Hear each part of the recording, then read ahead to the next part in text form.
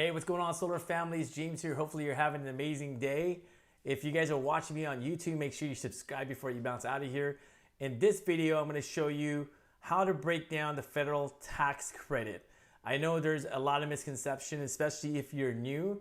You're probably like wondering, how the heck do I let my homeowner know whether or not if they qualify for the tax credit?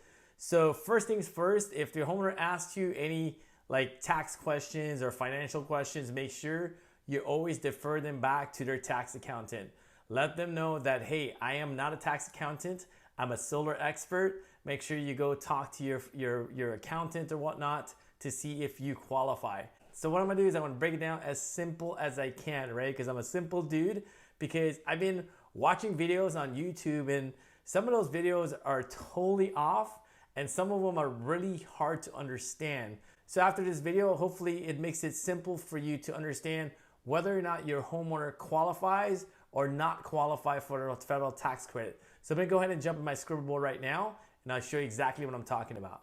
So all right, so first and foremost, there is no cap to the federal tax credit, meaning that the system can cost $20,000, $30,000, $60,000, $100,000. There's basically no cap. So meaning that this homeowner can qualify up to 30% ITC credit, right? So no matter what the system cost is. And as you guys know, the ITC credit is in a decline. As of 2019, it's going to be at 30%. At 2020, it's going to be at 26%. 2021, it's going to be at 22%. And 2022 is going to drop down all the way to 10%. And 2023, it's going to be a whopping 0, right? So that's the timeline of events. So let's break this down in actual numbers. So for example, if the system cost is $20,000 and the tax credit is 30%, meaning that this homeowner can qualify up to $6,000 worth of ITC credit, right? So if the homeowner owes the federal government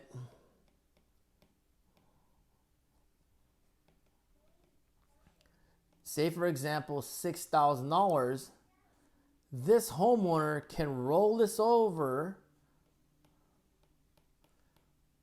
as a credit, and now the homeowner owes 0 federal tax credit. So let me give you another example. Say for example, the homeowner owes $5,000 to the federal government. This homeowner can roll the $6,000, so that means that they owe 0 to the federal government, plus they have an additional $1,000 ITC credit, which they can roll over for next year.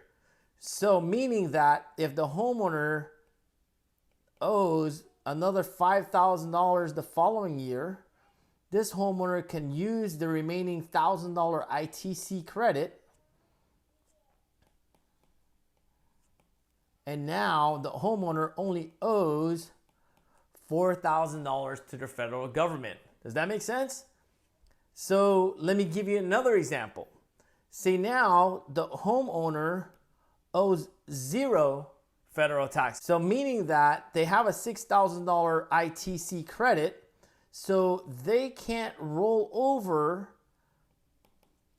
that $6,000 credit, right? So basically, they're not gonna get a $6,000 rebate from the federal government, right? They're not just gonna get a check from the federal government because they owe nothing. So the federal tax credit, the big misconception is they're gonna get some sort of rebate back at the end of the year, whether or not they owe taxes or not, right? So that's the big misconception. So the homeowner has to have federal tax liabilities, whether that's $1,000, $5,000. Ideally, the federal tax liability that the homeowner has is equal or greater than what they're currently getting from the ITC credit. Meaning that if they're getting an ITC credit of $6,000 and they owe $7,000, they can use the $6,000 and now they only owe $1,000 to the federal government. Does that make sense? Because I hear this a lot in the industry that, you know, some homeowners is going to automatically get the federal tax credit regardless. And also keep in mind that if the homeowner is getting a return from the federal government, meaning that the homeowner doesn't owe anything. The homeowner is actually getting a return of, say, for example, $4,000 from the federal government. This doesn't mean that they can tack on the extra $6,000 ITC credit and now they're going to get $10,000 from the federal government. It doesn't work that way, right? Because I see it explained this way as well. Because the homeowner would tell the consultant, hey, Mr. Consultant, I'm actually getting a return back from the federal government of, you know, XYZ or whatnot. And then the consultant tells them, hey, that's great. Now you're going to get the return from the federal government, whatever that is, on top of the ITC credit. It doesn't work that way, right? It doesn't work that way. The homeowner has to have federal tax liabilities. If the homeowner doesn't have federal tax liability, maybe they're retired or they don't pay for taxes for whatever reason to the federal government, then the ITC credit is not gonna benefit them. Obviously, it's still a good option to own your system, but just keep in mind and let the homeowner know, since they don't pay federal taxes, they cannot take advantage of the $6,000 federal tax credit, right? So hopefully that's clear. That's as simple as I can explain it. If they don't have federal tax liabilities, they can't take advantage of the ITC credit, right? And the way this works is, you know that the homeowner has two options when they decide to purchase a system. So the most popular option is for a homeowner to use their federal taxes to actually pay down the system. And the second option is obviously they can keep the money, right? So you're probably asking yourself, well, where did they get the money then? So great question. So since the homeowner, for example, owes a $6,000 federal taxes and they have a $6,000 ITC, meaning that the homeowner now has zero federal taxes that they have to pay for, right? Because the ITC wiped that out completely. So since the homeowner is gonna pay for the federal tax credit anyway before the ITC, say for example, this was the bank,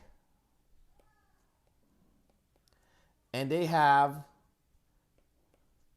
$6,000 in the bank, they would have used this $6,000 to pay down their federal taxes.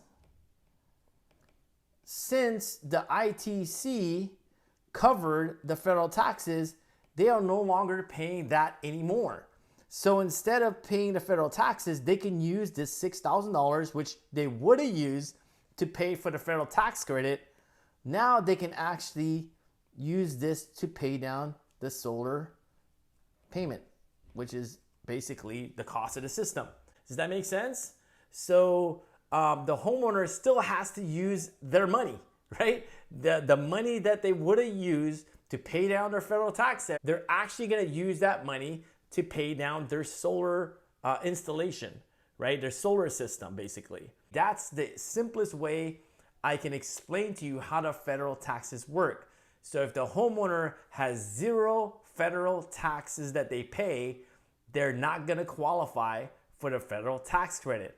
They have to owe something in order for the federal tax credit to be applied to what they owe from the federal government, right? So hopefully that makes sense. Other than that, before you take off, make sure you subscribe to my YouTube channel so you get all my updated videos as it comes out.